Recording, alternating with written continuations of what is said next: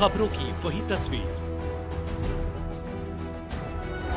बिना बदले बिना डरे, जज्बा सच का लिए, सच दिखाते हैं आपके जरूरत की खबर। भारतीय जनता पार्टी उत्तर पूर्वी जिले द्वारा आज एक महत्वपूर्ण प्रेस वार्ता का आयोजन किया गया, जिसमें नारी शक्ति वंदन अधिनियम महिला आरक्षण विधेयक को लेकर विपक्षी दलों कांग्रेस, सपा और ईडी गठबंधन के नकारात्मक रवैये की कड़े शब्दों में निंदा की गई। भाजपा नेताओं ने स्पष्ट किया कि जहां प्रधानमंत्री नरेंद्र मोदी देश महिलाओं के नेतृत्व में सौंपना चाहते हैं, वहीं विपक्ष अपनी संकुचित और महिला विरोधी सोच से इस ऐतिहासिक कदम में रोड़ा अटका रहे हैं। प्रेस वार्ता को संबोधित करते हुए उत्तर पूर्वी जिला अध्यक्ष डॉक्टर यूके चौधरी ने कहा कि नारी शक्ति वंदन अधिनियम केवल एक कानून नहीं, बल्कि करोड़ों महिलाओं के सम्मान और सशक्तिकरण का संकल्प है। प्रदेश उपाध्यक्ष लता गुप्ता ने कहा, लोकसभा में इस विधेयक का विरोध करके विपक्ष ने साबित कर दिया कि वे नारी शक्ति के उत्थान के पक्ष में नहीं है, जहां विरोध केवल भाजपा का नहीं, बल्कि देश की हर एक उस महिला का अपमान है जो राष्ट्र निर्माण में अपनी भूमिका सुनिश्चित करना चाहती है। प्रदेश मंत्री सारिका जैन और स्टैंडिंग कमेटी अध्यक्ष सत्या शर्मा ने संयुक्त रूप से कहा कि विपक्षी दल दशकों तक इस बिल को लटकाते रहे, लेकिन जब भाजपा सरकार ने इसको धरातल पर उतारा तो इनकी दोहरी राजनीति सामने आ गई। यह विधेयक विधानसभा और लोकसभा में महिलाओं को 33% आरक्षण देकर उन्हें नीति निर्धारण में बराबर का हकदार बनाएगा। आपको सुन लीजिए क्या कुछ कहा इस प्रेस वार्ता में भाजपा नेताओं ने। मीडिया और प्रेस के बंधुओं को नमस्कार। ये प्रेस वार्ता बहुत मुख्य है, प्रमुख है और कारण है कि इसमें हमारी महिलाओं का योगदान। आज हम जो पार्लियामेंट में बहुत प्रयासों से, बहुत मेहनत से अपने देश की महिलाओं को आगे लाने के लिए, अपने देश को विकसित भारत बनाने के लिए, हमारे देश में विकसित कार्यक्रम हो, और वो तभी संभव है जब हमारी आधी आबादी उसमें हमारी सहभागिता रखे। क्योंकि हमारा पुराना कल्चर था महिलाओं का घरों में काम करना, अपने परिवारों की देखरेख करना, लेकिन जैसे जैसे धीरे धीरे तरक्की हुई है, डेवलपमेंट हुआ है, हमारी बहनों का जो अतुलनीय योगदान है वो समय समय पर हमको दिखाई देता है। इन्हीं चीजों को देखते हुए भारतीय जनता पार्टी ने अपने बहुत सारे कार्यक्रमों में, जैसे काउंसिलर्स का इलेक्शन होता है उसमें ऑलरेडी 50% महिलाओं का सहभागिता ली है, उनको टिकट दिया जाता है। इसी प्रकार जब देश में और तरक्की की बात होती है तो हर जगह महिलाओं का नाम बहुत बड़ा है। आप यही नहीं, विश्व के पटल पर भी देखेंगे बड़ी बड़ी सीईओ, बड़ी बड़ी राष्ट्रपति, बड़ी बड़ी जिसे कहते हैं कि प्रधानमंत्री, महिलाएं जो है बहुत सक्सेसफुल और बहुत अच्छे से अपने कार्यों को कर रही है।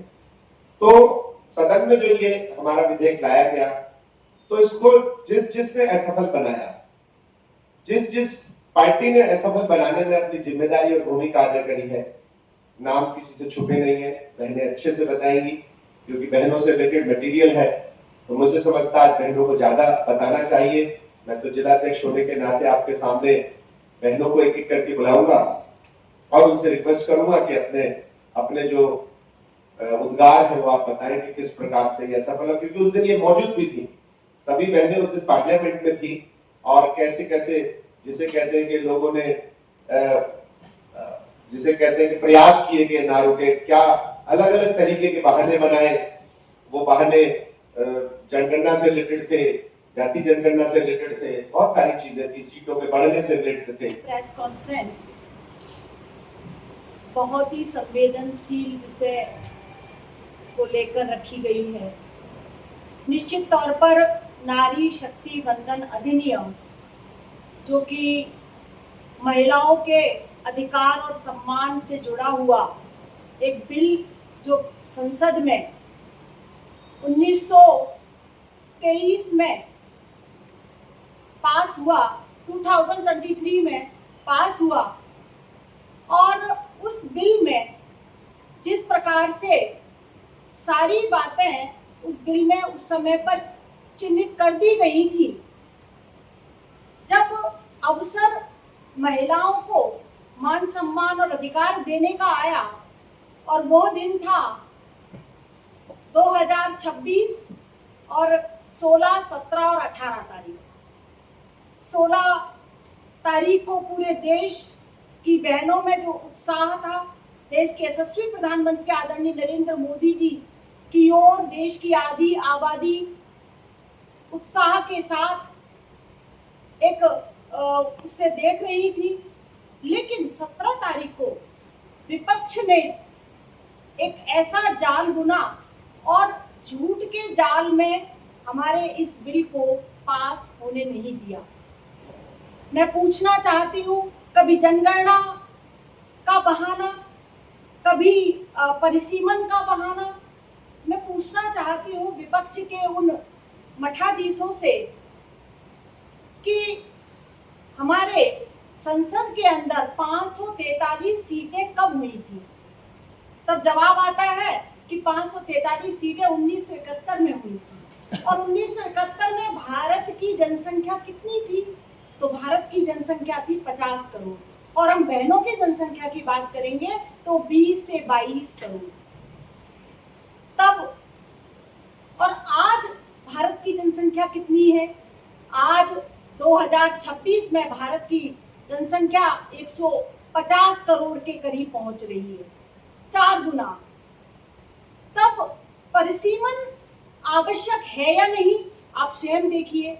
अगर 543 सीटों पर ही ये अड़े हुए हैं कि इस पर ही ये आरक्षण लागू हो, तो इनकी मंशा साफ दिखाई देती है कि यह मात्र अपने घर परिवार की बेटी, बहू और पत्नी के अधिकार के लिए ही लड़ाई लड़ रहे हैं। इनके लिए आम जो बहनें हैं, आम मातृशक्ति है, वो कुछ नहीं है। तो मैं बस यही कहूँगी 2 लाइनों में कि महिलाओं के अधिकारों की महिलाओं के अधिकारों का मुद्दा जब संसद में आया, पक्ष ने साथ दिया, विपक्ष ने बहानों का जाल बनाया और श्री नरेंद्र मोदी जी ने का संकल्प था मातृशक्ति को सम्मान दिलाना, लेकिन संसद के अंदर विपक्ष का था तो इसको उलझाना। तो बस यही कहूंगी कि कुछ भी हो, हमारी मातृशक्ति अडिग है और इस आरक्षण को लेकर ही रहेगी। निश्चित तौर पर जैसे कि आदरणीय नरेंद्र मोदी जी ने कहा, आज नहीं तो कल हमारी बहनों को उनका अधिकार अवश्य मिलेगा। बहुत बहुत हम लोग उत्तर पूर्वी जिला कार्यालय में एक प्रेस कॉन्फ्रेंस, जो कि बहुत महत्वपूर्ण मुद्दे पर हम लोग सब बैठे हैं और विशेषकर से ये एक महिलाओं का मुद्दा है। अभी सदन में एक बिल 2023 में पास हुआ, जो कि आज कांग्रेस पार्टी, डीएमके, टीएमसी और समाजवादी पार्टी ने उसको रद्द कर दिया। जैसे कि एक महायज्ञ है, ये महिलाओं के लिए एक महायज्ञ है। आपने देखा होगा जब त्रेता युग और द्वापर युग था, उस समय भी जब रामचंद्र जी और बहुत सारे देवता यज्ञ किया करते थे, तो क्या होता था? राक्षस आकर उसमें हड्डियां डालते थे, उसमें रक्त डालते थे और उस यज्ञ को भंग कर दिया करते थे। आज भी ऐसे ही हो रहा है। कुछ अच्छी चीजें अगर देश के लिए होती हैं तो इसी तरह की प्रवृत्ति के लोग आते हैं और देश के अच्छा होने नहीं देते और इस तरह से भंग कर देते हैं उस चीज को। आज प्रधानमंत्री श्री नरेंद्र मोदी जी ने जो बेटियों के लिए बिल निकाला, उस पर हमारे जो कांग्रेस के लीडर थे, समाजवादी लीडर थे, टीएमके और डीएमके, सबने ठहाके मारकर, टेबल बजाकर महिलाओं को जो सम्मान बढ़ाने वाला बिल था उस पर ठहाके मारकर हंसे। वो कितना उचित था और महिलाएं ये सब देख रही हैं। महिलाएं कभी भी अपना अपमान नहीं भूलती हैं। उसी के चलते आज हम पूरी दिल्ली में इस तरह का प्रदर्शन भी करेंगे और अगला जो आने वाला चुनाव होगा, महिलाएं उनको मुंहतोड़ जवाब भी देगी, क्योंकि महिलाएं किसी से कम नहीं है। अगर देश की आधी आबादी को इतने 70 सालों के बाद, इतने दशकों के बाद उनको इस तरह का सम्मान दिलाने का प्रयास प्रधानमंत्री जी ने किया, उसके बाद भी जो दूसरी पार्टियां, सिर्फ जैसे समाजवादी पार्टी की अगर हम बात करें तो डिम्पल यादव, अगर हम कांग्रेस की बात करें तो सोनिया गांधी और प्रियंका गांधी, उसके अलावा क्या देश में और महिलाएं नहीं है? या जो आम महिलाएं हैं, इतना संघर्ष करकर यहाँ तक आई है, क्या उनका कोई वजूद नहीं है उनके लिए? उनके ऊपर हंसना किस तरह की राजनीति है ये?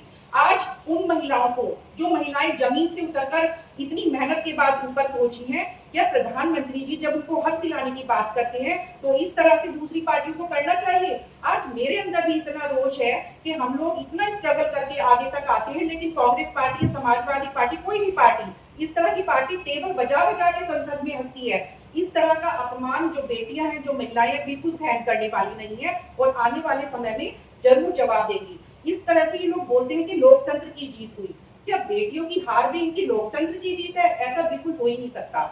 जब लोकतंत्र की जीत होती है तो सबको साथ लेकर चलना पड़ता है। यहाँ पर तुम आधी आबादी को इग्नोर कर रहे हो, आधी आबादी के ऊपर हंसी कर रहे हो, ऐसे कैसे देश चलेगा? हमारे देश को अगर समृद्ध बनना है, हमारे देश को अगर विकासशाली बनना है, तो हमारी महिलाओं को समृद्ध होना पड़ेगा।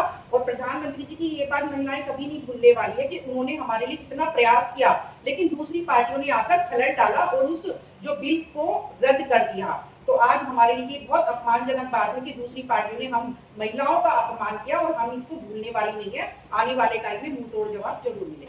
पत्रकार बंधुओं, जैसा कि आप सभी जानते हैं कि 16 और 17 में नारी शक्ति अधिनियम जो सदन में आना था और बड़ी माननीय प्रधानमंत्री जी ने बहुत अच्छे से उसकी तैयारी की और वो सदन में लाया गया। पिछले आज़ादी के 78 वर्षों में जब भी कोई कांग्रेस पार्टी का सत्ता में रही, उन्होंने महिलाओं के अधिकारों को लेकर क्या किया? 70 वर्षों में जो उन्होंने महिलाओं को जो सम्मान देना था, वो सिर्फ परिवारवाद पर बनकर रह गया। सिर्फ परिवार को एक मैं और मेरा परिवार, इस तरह की नीति को लेकर चलते रहे। माननीय प्रधानमंत्री जी ने जो महिलाओं को आरक्षण देने की बात कही, और जब भी कभी ऐतिहासिक कदम कोई उठाया जाता है तो उसमें जो लोग हैं वो घोड़े अटकाते ही, चाहे उसमें आपका राम मंदिर बनने वाला विषय हो। राम मंदिर को बनाने का जब ऐतिहासिक कदम लगा तो वो कितने वर्षों के बाद बना। धारा 370 जब कश्मीर से हटानी थी तो वो माननीय प्रधानमंत्री जी का ऐतिहासिक कदम था। और आज जब महिला आरक्षण बिल लाना था तब भी ये माननीय प्रधानमंत्री जी का महिलाओं के सम्मान में उठाया गया ऐतिहासिक कदम था। लेकिन बाकी पार्टियों ने, कांग्रेस और सभी पार्टियों ने इस बिल को बड़ी अमनुष्यता के साथ गिराया। क्या महिलाएं इस बात को नहीं समझती? आज जब भी बड़ी जिम्मेदारी के साथ मैं आपको बताना चाहूंगी कि जब महिलाएं राजनीति हर क्षेत्र में आगे बढ़ रही हैं तो राजनीति में भी उनका प्रभुत्व होना चाहिए। वो नीति निर्धारित करने वाली होनी चाहिए। वो देश और समाज को आगे ले जाने वाली उनकी जो भूमिका है वो बराबर होनी चाहिए। यही माननीय प्रधानमंत्री जी की बड़ी सोच थी कि वो राजनीति में महिलाओं को आगे लाएं और वो पंचायत से पार्लियामेंट और असेंबली तक जाए। लेकिन इस बिल को गिराने से उन सभी पार्टियों की मंशा का साफ साफ खुलासा हुआ है कि वो नारी शक्ति को कहाँ दबाना चाहते हैं। क्या उनका भरोसा नारी पे नहीं है? तो इस तरह की चीजें साफ दिखाई देती हैं कि उन्होंने इस बिल को गिराकर अपनी मंशा दिखाई है और वो आगे भी इस तरह के कार्य करने वाले रहेंगे, क्योंकि जब सम्मान नहीं दोगे तो सम्मान मिलेगा नहीं। नारी आपको सम्मान देती है, वो हर क्षेत्र में आज आगे बढ़ रही है और राजनीति में क्षेत्र में भी आगे आना उसका अधिकार बनता है। मैं माननीय प्रधानमंत्री जी को साधुवाद देती हूँ कि उन्होंने एक ठोस कदम उठाया और ऐतिहासिक कदम उठाया। वो चाहते हैं कि भारतीय महिलाएं आगे आकर और वो ऐसी नीति निर्धारित करें ताकि समाज में जो विकास कार्य हैं, जो देश का गौरव है, वो आगे बढ़े और देश के गौरव के लिए इतिहास में भी भारतीय नारी पूजनीय रही है। इस नारी अधिनियम बिल के, नारी शक्ति अधिनियम बिल का जो उन्होंने गिराया है आम आदमी पार्टी या कांग्रेस ने, तो इसका खामियाजा उन लोगों को भुगतना पड़ेगा। आने वाले समय में भी, अभी भी आज महिलाओं में बहुत रोष है। वो इस बात से बहुत खुश थी कि माननीय प्रधानमंत्री जी ने हमें वो सम्मान देने का कोशिश की और उसके लिए उन्होंने पूरा संगठन को साथ लगाया। आज हम जगह जगह, मतलब आज हम यहाँ पर बैठकर यही बताना चाह रहे हैं कि भारतीय जनता पार्टी नारी के सम्मान में उनके कदम से कदम मिलाकर खड़ी है। हम जनता की उन 50% महिलाओं की आवाज बने हुए हैं, ताकि वो समाज की मुख्य धारा से जुड़ सके और समाज के लिए जो बेहतर हो सके, अपनी सोच के साथ, अपनी डिग्निटी के साथ वो समाज को एक नई दिशा दे सके।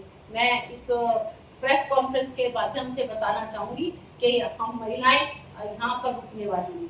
आने वाले समय में सभी पार्टियों को मुंह तोड़ जवाब मिलेगा और एक ना एक दिन माननीय प्रधानमंत्री जी का ये भरोसा है कि वो नारियों को अधिकार दिलवा कर रहेंगे। और मैं भी और हम सब पूरी टीम इसमें समाज की उन महिलाओं के साथ है जो एक उम्मीद के साथ उस दिन उस हाउस में गई थी, उस सदन में गई थी और सभी को बड़ी उम्मीद लग रही थी कि अब भारतीय जनता पार्टी ने जो नारी के सम्मान के लिए अधिनियम लेके आए हैं उसे पास होना ही चाहिए था। लेकिन बड़े दुख के साथ ये बात कहनी पड़ती है कि कांग्रेस और अन्य समाजवादी पार्टी, आप पार्टी, इन सब ने उस बिल को गिराकर अपनी मंशा को जाहिर किया है। लेकिन आपको एक और भरोसा दिलाना चाहती हूँ कि हम सब महिलाएं उस बिल के साथ खड़े हैं, माननीय प्रधानमंत्री जी की के साथ खड़े हैं, माननीय हमारी मुख्यमंत्री जी के साथ खड़े हैं और हम उन हजारों लाखों महिलाओं के साथ खड़े हैं जिनको ये अधिकार मिलना चाहिए। बहुत बहुत धन्यवाद। इस प्रेस वार्ता में आपके माध्यम से मैं सिर्फ इतना कहना चाहूँगी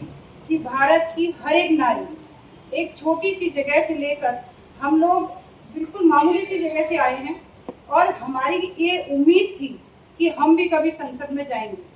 तो जो उस उम्मीद पे पानी फेरने का काम विपक्ष ने किया है, हम आपके माध्यम से बता देना चाहते हैं कि आने वाले टाइम में नारी शक्ति एकजुट होकर मैदान में उतरेगी।